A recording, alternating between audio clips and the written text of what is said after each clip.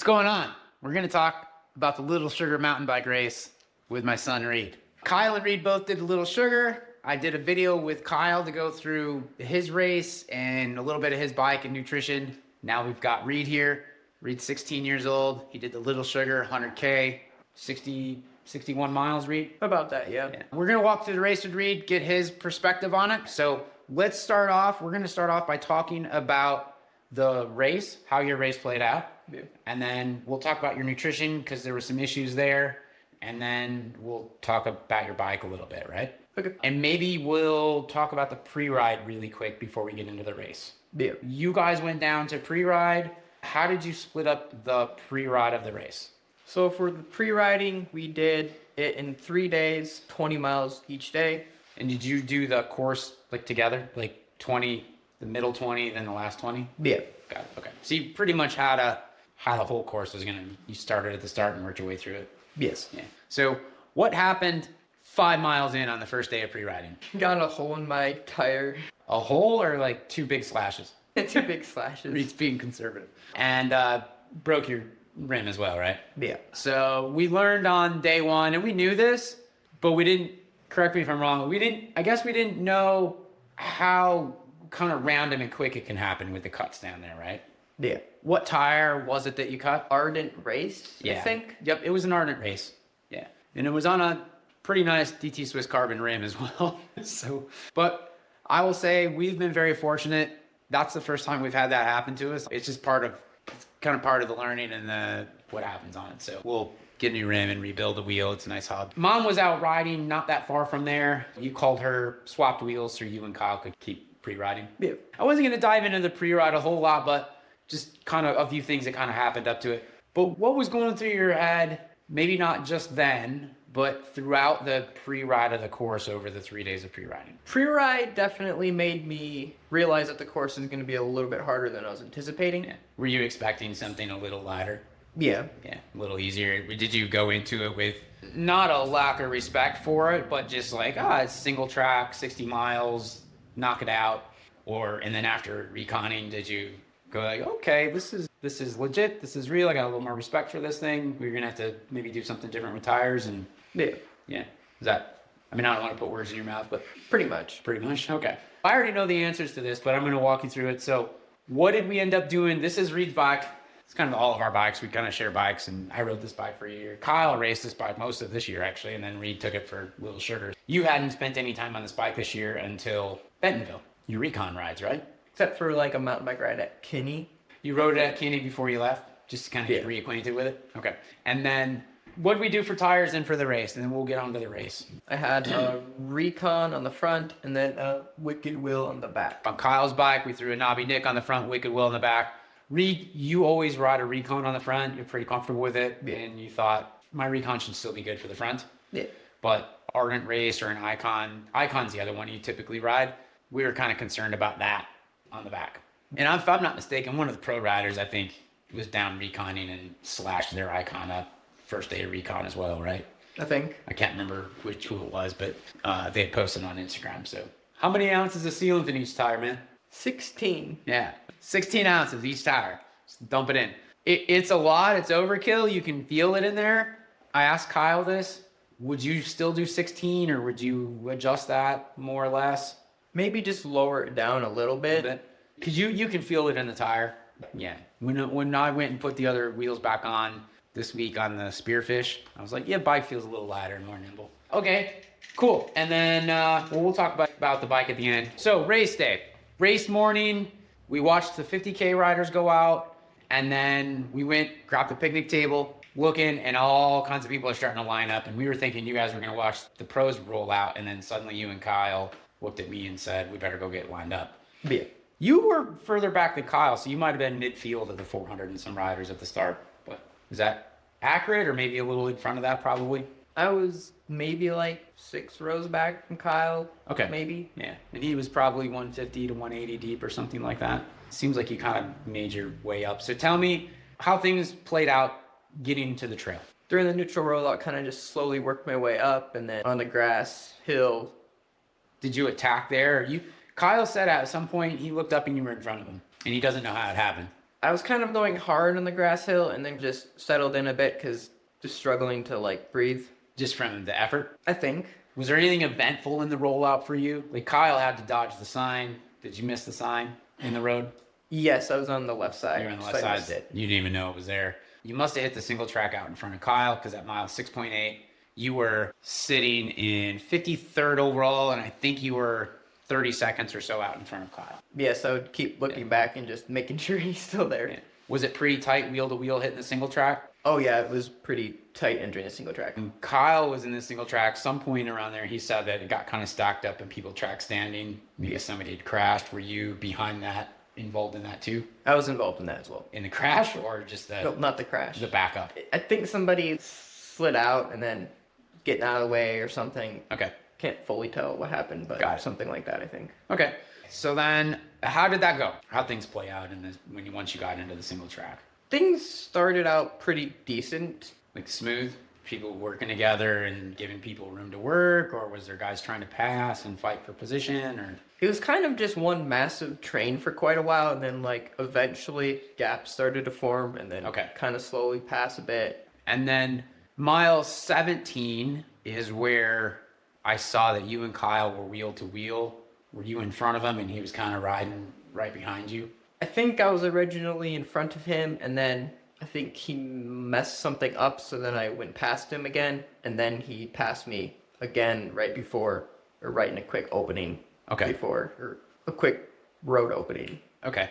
And at mile 17, I feel like that was right before the technical section in the front half of the race, where you had the kind of the cliff ledge overhang that you rode through. Do you remember that? Oh, yeah. Did you ride all that, or was it congested when you got there? I mean, it was definitely tight, but if you just give the people in front of you room, it's not a big deal. After that, it kind of twists and climbs up a little bit, right? Yeah.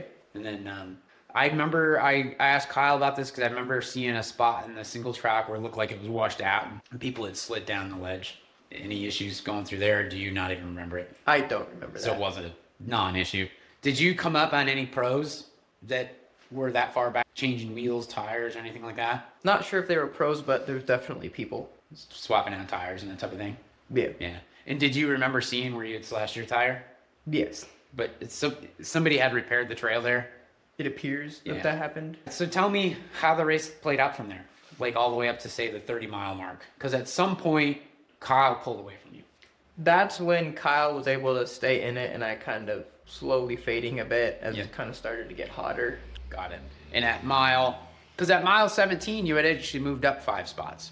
You were sitting in 48th at mile 17. And then by mile 30, you had then started to fall back a little bit. So tell me about the heat, and we'll probably just mix the nutrition in with this whole thing versus on its own. Because when you did the dam, we did a talk about the dam in 240 miles gravel race that the guys did. And Reid was puking between mile 90 and 100, and then still did another 140 miles and finished it. But ever since then, you've kind of struggled to get your stomach right with nutrition and that type of thing. Yeah. It seems like. And so you were pretty good for the first 2 hours in this, and then the heat kind of come out. And you've dealt with some skin issues with the heat and stuff right now. In fact, as we're chatting right now, I can see like your skin's kind of flared up, probably worse than it's been in quite some time. Yeah. Yeah, and maybe that's nerves doing this with the camera. I don't know. During this race, you're 2 hours in. Like, what had you gone through? Tell us what was going on. Everything kind of started to overheat, and then just struggling to stomach anything, just having the urge of like puking almost. Got it. And did you stop and fill like plain water bottles? I had a couple of those like water down in Bentonville. If you don't know, if you're kind of going through the trail, there's like little water pumps along the trail or little mini wells. I think they're just all tied to city water, but so they're not really wells. But did you stop and fill your bottle at those? Was plain water working or? Plain water was working. I just kind of swapped to that. Okay. Just kept filling them up every time I saw water. And then did you have any gels or anything? No. You just kind of gave up on your hydration mix? Got it. And then that's like where things started to go south, because now you're 2 hours in, you gave up on your hydration mix and you're out of fuel and you're just kind of going on water. Yeah. Reid rode a lot of the dam, and I don't know how he finished the next 140 miles, because when we went back, he barely had taken in any nutrition. Pretty wild. Pewter back on so we can see that. So at mile 30, I was at the pit stop. Do you remember what you took there? Was it an electrolyte mix? Yes. Okay. And I remember when you came through there, I could tell you were a little distressed. But you didn't really say anything. You took your electrolyte bottle and just kept going. Yeah. You were in 54th place at that point, so you'd fallen back a few. And then mile 46, you were in 63rd. So you dropped another 9 spots in the next hour 40 or something like that, I think. And hour 50, Ledges was in there. That's probably the next place of the trail that has some significance, is that section of Ledges, the 2 out and backs. Yeah. Is that where you lost places at? Did you get through that somewhat clean? Tell me about riding Ledges. I definitely didn't get through it very clean. Kept getting out of the way for people who were riding some of the stuff. Did some people ride it, stuff that you didn't? Yeah.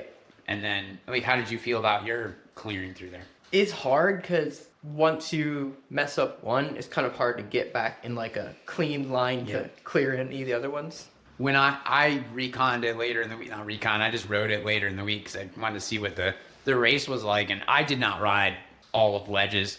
There was a couple spots that I totally screwed up, and I think I might have a mark on my elbow still from the tree that saved me from going over the side. Sometimes I'm not very happy about trees in the trail, and sometimes I'm very grateful for the tree on the side of the trail, and this is one of the grateful times. And then there's some other sections that are kind of tight over some rocks down and back up switchback where it's a little exposed, and I just got off and walked them. You always like to think you can ride it, and you look back at it and you're like, I could have probably ridden that. You're full of it. But I like to think I can. I don't know. But were you pretty fatigued and just playing it safe at that point?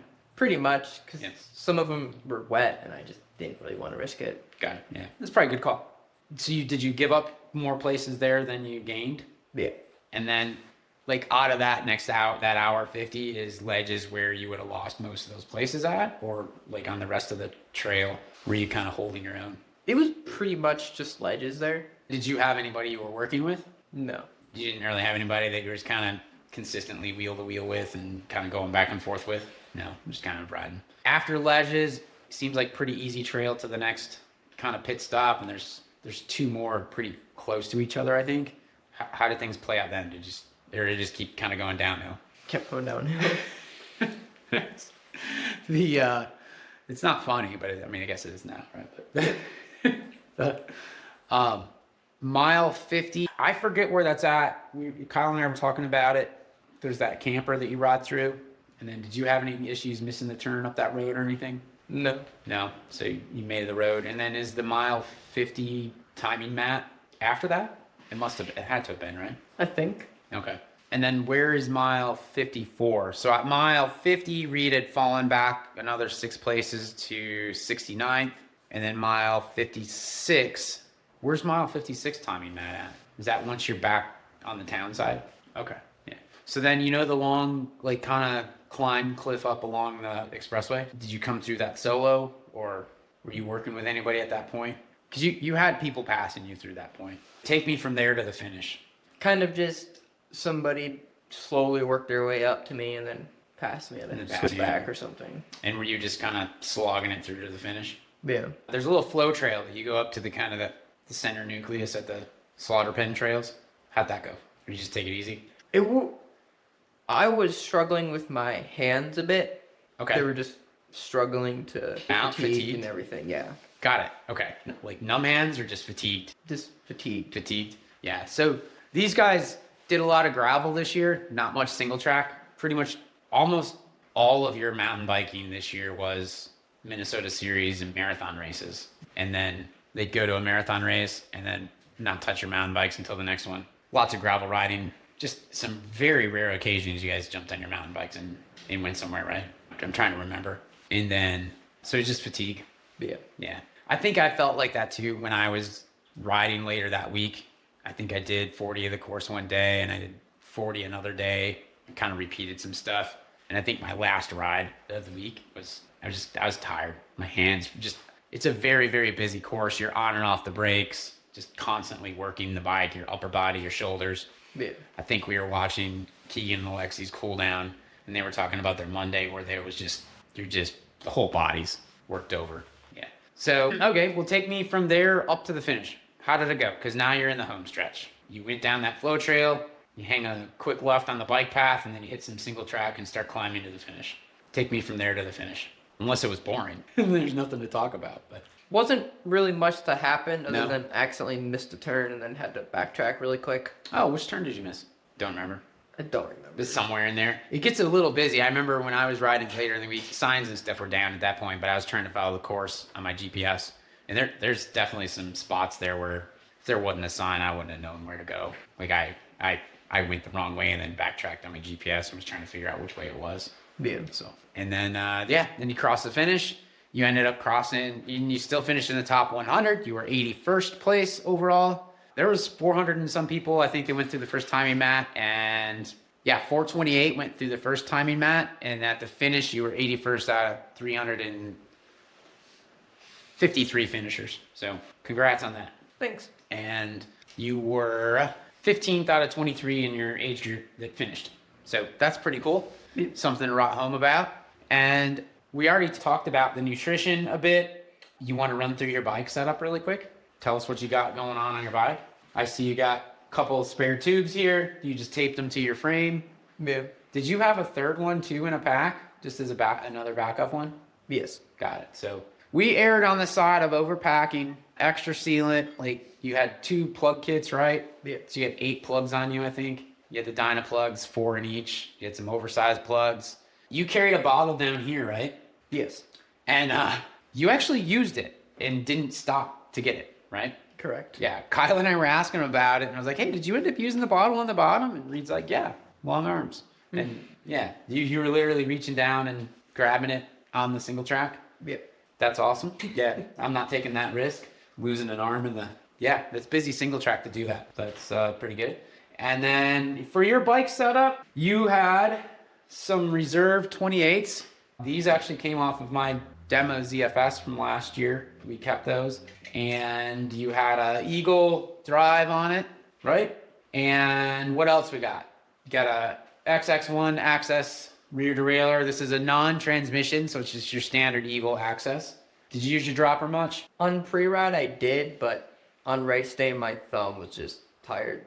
God, there's a lot of opportunity to use it. It's also one of the things I guess you don't really use it much around here. Yeah. Yeah, I mean, generally speaking, you don't even ride with one around here when you do ride, right? Yeah. And what else? Anything of interest on the bike? How'd you like these wolf tooth grips? Those were new for the race, right? I like them better than the ones I had on before. Which ones did you have before? I think they were those Ergons, right? Were they the Yes. Ergon kind of enduro grips? Yeah. I think. Yeah. And that's about it on that. Tires. Would you run the same tires again? Would you just err on the side of Burley for tires? Probably. Yeah. How'd you like the Wicked Wheel? Like literally first time riding it was the night before the race. I could actually stand up on some of the hills. Traction's fantastic on it, isn't it? Yes. Yeah. I didn't ride this on the course. I rode the Spearfish, but you could climb anything, like as long as you had traction, and these have lots of traction. Yes. Yeah. I mean, the stuff that screws me up on the climbs on the course would be like weird step ups and stuff that I haven't. I personally barely ridden any single track this year. I rode more single track in one day at Bentonville than I had ridden the whole year up at home, just because moving our shop and new location. That's the part you guys do. You guys have been all hands on deck helping with the shop. And so we just haven't had time to drive somewhere to ride. So all of our riding's been between here and home, or even between the other shop and here, like as we were moving stuff. Yeah, anything else? You want to talk about some power numbers? Sure. Yeah. Let's see. Reid's average power for 6 hours and 4 minutes for the race was 166 watts. And then I can't remember what your normalized power was. I think it was like close to 200. Yeah, I don't have the Training Peaks file up right now, but your average weighted power on Strava is 202. And power curve looks like, I don't know, you spent... Yeah. You had some point, this must have been early on in the start climb. You were close to 10 minutes at 300 watts. And yeah, you averaged over 200 for at least an hour at some point. So probably early on in the day. Probably. Yeah. Was it? Climbing towards the first 20. Okay. And then it kind of a hammer fast. You attacked up that grassy hill. Yes. I also got my my best 2-minute power there. Oh, that's right. So I think when we were watching the Keegan and Alexi cool down, weren't they talking about that too? Yeah. About setting their like best 2-minute powers for the year or something was on the opening grassy climb to hit the single track. Because that was basically, that single track is really busy, hard to pass, so people just fight to get into the single track. Am I wrong? No, that's correct. Yeah. So Reid's your best efforts here, right? So Reid set multiple best efforts that day, and these are like all-time PRs, correct? Yeah. So at the beginning of the race, Reid set a 2-minute power PR of 436 watts at the start of a 6-hour race. And then you also set your best 3-minute at 387 watts, set your best 5-minute at 332, all the way up to 10 minutes. Your best 8-minute, 315, and your best 10-minute power at 297. All just basically the start of this race. Yeah, nice. That might explain a little bit the fade after 2 hours. Probably. So anyway, anything else you want to say? Yeah, good stuff, man. We're going to talk about the Big Sugar and another one. We'll get your bike out for that. Yeah. All right, cool. Any questions for Reid? Leave it in the comments. You've got a channel on YouTube as well. Is it called the Agate Cyclist? Yeah. Yeah. And we're going to collaborate on the posting with it. So you can leave some comments in there if you got anything you want to ask Reid about on the race or his bike or anything like that. Or me. Let us know. Thanks for watching. Take it easy. Thanks for watching.